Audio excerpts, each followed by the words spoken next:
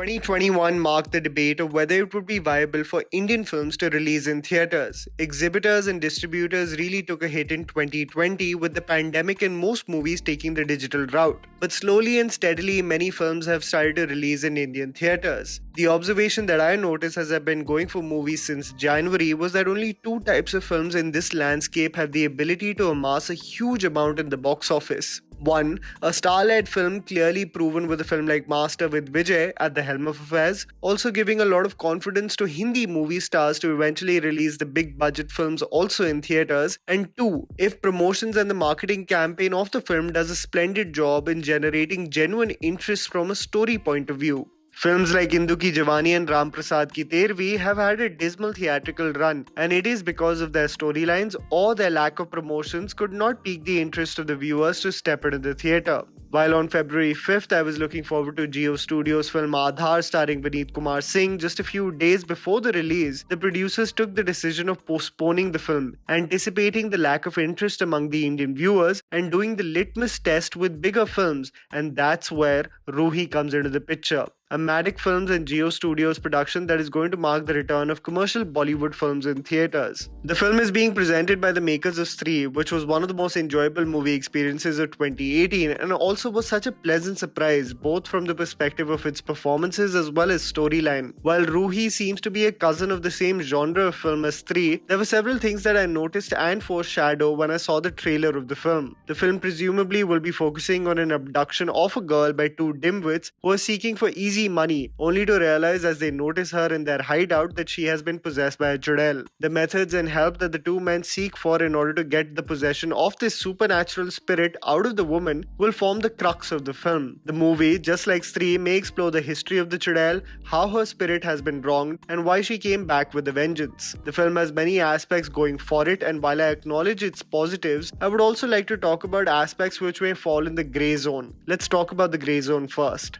Fear of repetition. While I acknowledge that the horror comedy genre, especially in theatres, does wonders financially, I do fear that the film tries to mimic the same tropes that work so beautifully in a film like Stree. What I fear is that while this is a fresh story about a demonic possession, it may just give flashbacks to the audience of how enjoyable Stree was, rather than be fully invested in what this new take on chudels has to offer. Just look at the various elements of Roohi. Dimwits as the protagonist, eventually the lead also starts fancying the woman who has been possessed, and the method of marriage being a way to lure the spirit. All these elements are the ones that existed in Stree, and this may be territory that is too familiar and already played out.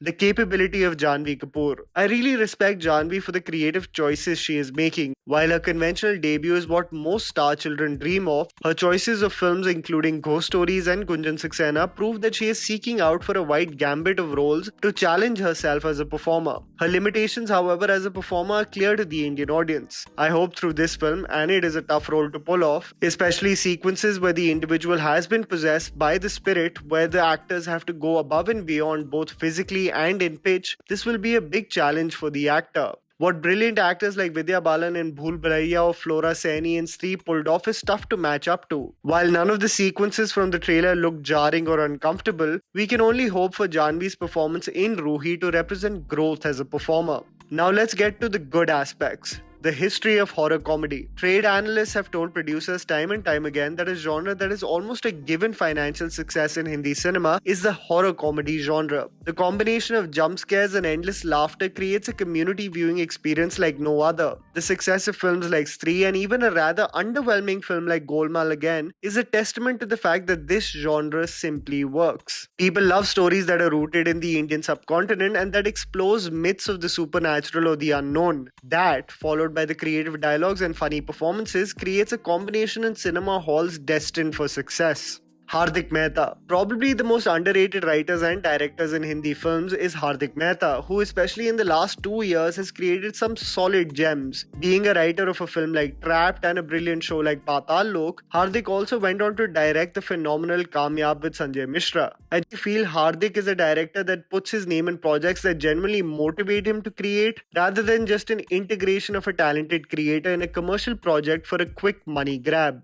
Comic timing. The combination of Rajkummar, Rao and Varun Sharma playing the kidnappers is a casting decision that works perfectly for the big screen. Both are actors that have proven themselves in the comedy genre. While Varun over the years may have become typecast as a token funny guy in the film, his performances have never faltered to become annoying. Similarly, Rajkummar Rao's comedy film appearances are some of my favorites, especially Bareli Ki Barfi and Stree. The combination of both the actors in a wacky premise like this may turn out to be the perfect and lively return of Bollywood films to theatres. I genuinely hope that the plot of the film is not predictable, and by that I mean that it is a generic horror backstory leading to the spirit avenging her past only to be finally at peace with herself. If that is the case, then it will be too similar to Stree, which might just limit the potential business this film can do. Irrespective of how the film will eventually transpire, it's good to see producers warming up to the idea to slowly and steadily release their films in theaters. Because trust me, people are just waiting, and when you pique their interest, they come storming in. You tell me, what did you think of the trailer?